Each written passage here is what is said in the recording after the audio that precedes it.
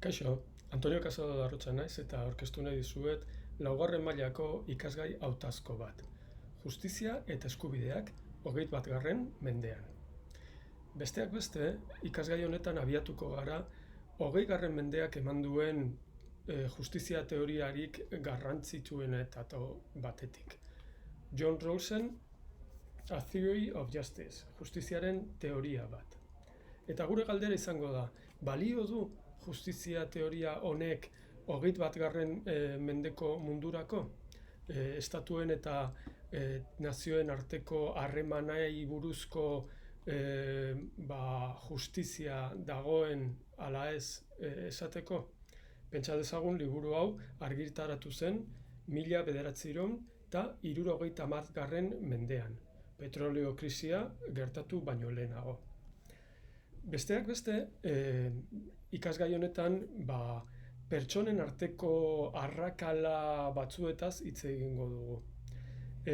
Batez ere, mundu mailan dauden aberastasun ezberdinei buruz. Ze mundu honek aberastasun asko du,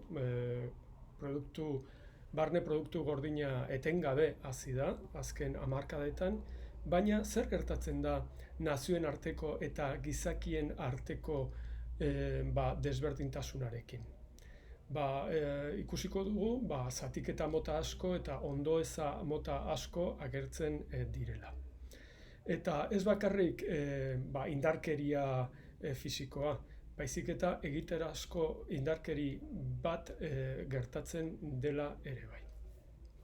Nazio Batuen erakundeko txosten batetik hartuko ditut datu batzuk eta ikusiko dugunez, 2018an munduko 26 pertsona, aberatsenek, alegia minibus honetan kabitu daitezkenak, munduko biztanleriaren erdiak adina aberastasun zuten. Eta metaketa hori geroz eta konzentratuago dago.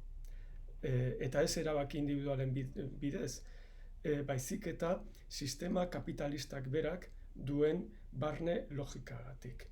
Eta ikusi duzuenez, hau aldatu da. Ze hau da, hain zuzen ere, urtebete lehenagoko egoera. 2017an munduko 53 pertsona ziren munduko aberastasunaren erdia hartzen zutenak. Urtebeteko aldea. Eta hau garrantzitsua da, zeren tontorreko diru sarreren igoera azkarrak herrialdeen barruko diru sarreren desberdintasuna bultzatzen duelako. Eta desberdintasun hori da, hain zuzen ere, jendeak eguneroko bizitzan pairatzen eta sentitzen duena. Jendea auzokidekin, telebistan ikusten dutenarekin alderatzen da.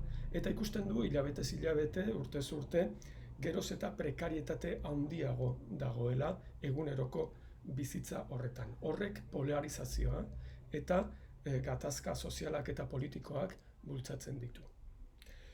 Nazio Batuen erakundearen arabera, azken hamarkadetan soldaten arteko aldea etengabe handitu da herrialde garatu gehienetan. Eta errenta ertaineko herrialde askotan, esaterako Txinan eta Indian. Eta herrialde horiek oso importanteak dira geopolitikan. Baina zergatik fijatzen gara bakarrik barne produktu gordinean edo soldaten. Hori ez da importanteena. Azken finean, desberdintasun horrek eragiten duelako gure gaitasuna. Gauzak egiteko gure gaitasunetan. Adibidez, aukeretan, ezta? Osasunean, hezkuntzan eta bidenabar gure askatasun guztietan. Beraz, arazo hauek jorratzeko irakurriko dugu Rawls, irakurriko dugu abiapuntua, baina baita Rawlsi egin dakioken kritika pare bat mundu arteko harremanei, nazioen arteko mundu mailan nazioen arteko harremanei dagokienez.